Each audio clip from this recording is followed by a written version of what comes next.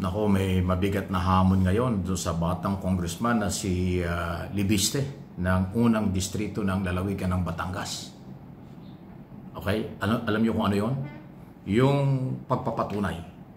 Dapat niyang patunayan na meron talagang kaugnayan o may nalalaman sa di umano ay konektado sa kontraktor itong nag-resign na si Undersecretary Ray Perez ng DPWH.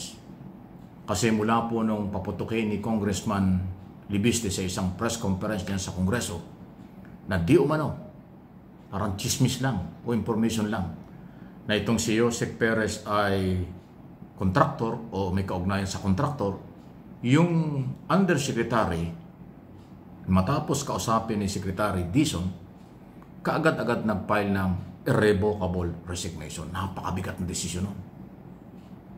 Ka-appoint lang yan eh. As undersecretary na pinagkakatiwalaan, tapos biglang nag-file ng irrevocable kasi para bang nachismis lang. Meron siyang delikadesa, kaya saludo tayo. Kaya ako ginawang topic ulit ito ngayon kasi ito yung dapat natin pamarisan. Nachismis lang, nag-file na ng irrevocable para hindi na siya ho pagdudahan ng iba. Kaya ngayon, ang bola kung sa basketball, na kay Congressman Libiste. At kanyang patunayan yan. Kasi nireview ko yung press conference ni Congressman. Ang kanya sinasabi ron nadinig lang niya Meron lang daw nagsabi. So, intriga, chismis.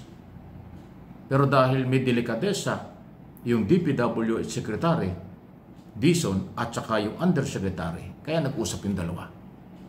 Sinabi na ni Secretary Dizon yan. Kinausap niya kaagad nang lumabas yung balitang yun. At hindi rin niya inaasahan, biglaan din nag-file ng resignation. Irrevocable. Ibig sabihin, hindi niya pwedeng tanggapin yun. Irrevocable. Ibig sabihin, ayaw na niya. Kaya maging aral din sana ito kay Congressman Libiste kasi at sa lahat ng mga nag-aakusa, mahalaga po ang ebidensya pagpapatunay. Kasi hindi naman ho pwede yung press conference lang dahil kayo ay ma-influensya, congressman. Gagamitin nyo yung media para magpalabas ng ganyang balita tapos wala namang dokumento magpapatunay. Nakakasira po yun sa reputasyon ng pamilya, ng pagkatao ng inyong tinutukoy. Kaya tuloy ngayon, ito yung sipa. Lumalabas ngayon ng mga picture at video na ito palang si Batang Libisting ito ay naging malapit din kay dating Pangulong Duterte. Kasi alam po ninyo, itong si Libiste na anak ni Senador Loren Legarda, ang isa sa mga business nito, solar. Solar, yung uso ngayon, solar. At yung palang prangkisa niya tungkol sa kanyang business sa solar ay na-aproban ito during Duterte administration. So, hindi ko naman sinasabing siya ay maka-Duterte o hindi ko naman sinasabing kung ano man naging kapalit yan. Kaya lang, hindi humaiwasan. Wala kasi talagang pwedeng itago sa panahong ito. Lalo na kung ikaw ay personalidad na kilalang pamilya, anak ng senador, at saka politiko na rin. Dapat mayroong ebidensya. Kasi kawawa naman yung Undersecretary Perez na napilitang mag-file ng irrevocable resignation dahil lang sa chismis, dahil lang sa intriga. Kasi sinasabi ni Congressman Libiste, nadinig lang niya, may nagsabi lang sa kanya na meron daw undersecretary sa DPWH na tao ni Dizon ang posibleng may kinalaman din sa kontraktor o kung anumang aligasyon. Masakit po yun. So Congressman, inuulit ko, patunayan mo sir. Huwag yung chismis lang, kawawa naman yung mga tinatamaan. Huwag nating daanin sa... Kasi kung pangkaraniwang tao ang nagbalita niya, hindi yan papatulan. Pero dahil ikaw ay congressman, anak ka ng senador, dapat huwag chismis, huwag hearsay, dapat may dokumento.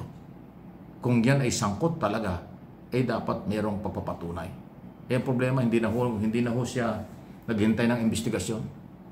Pinangalagaan niya yung kanyang pangalan at pangalan ng pamilya. Kasi mukhang balita kung matinong pamilya, yung mga Perez, yung Perez na yan, Ray Perez, na kinuha para magtrabaho dyan, bigla naman hong inintriga lang. Ayun ang nangyari. Malungkot naman, di ba?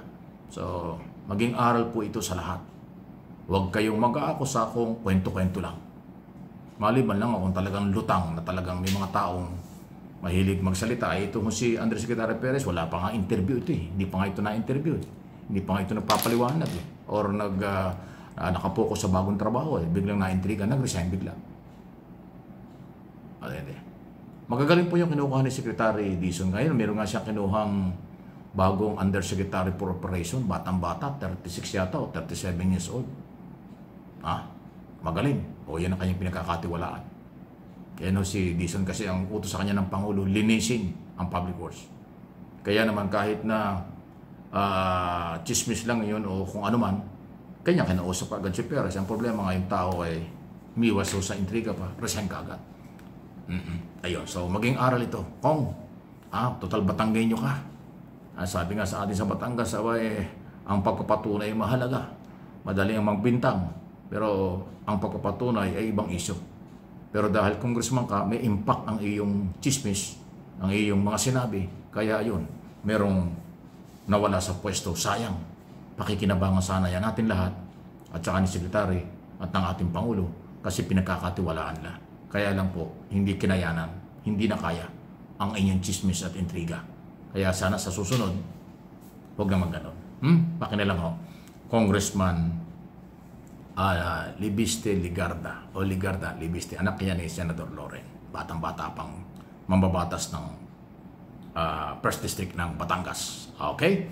So sunod na ating pag-usapan dahil nga po sa, huwag natin kalimutan ang diwa ng Pasko.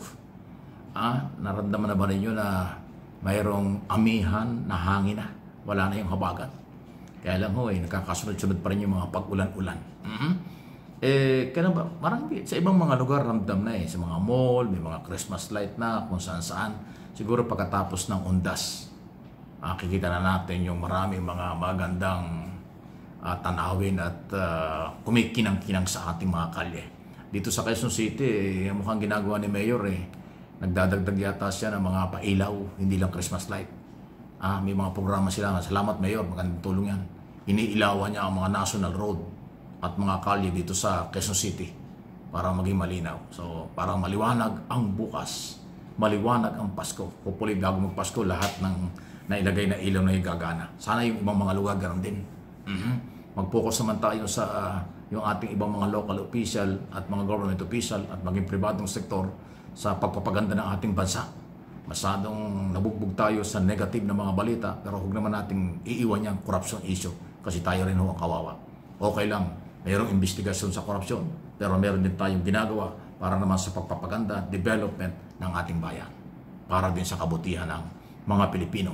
Maganda ang Pilipinas, mayaman ang Pilipinas, mababait ang mga Pilipino, sobra lang ang pamumulitika ng iba, kaya nakakaganon.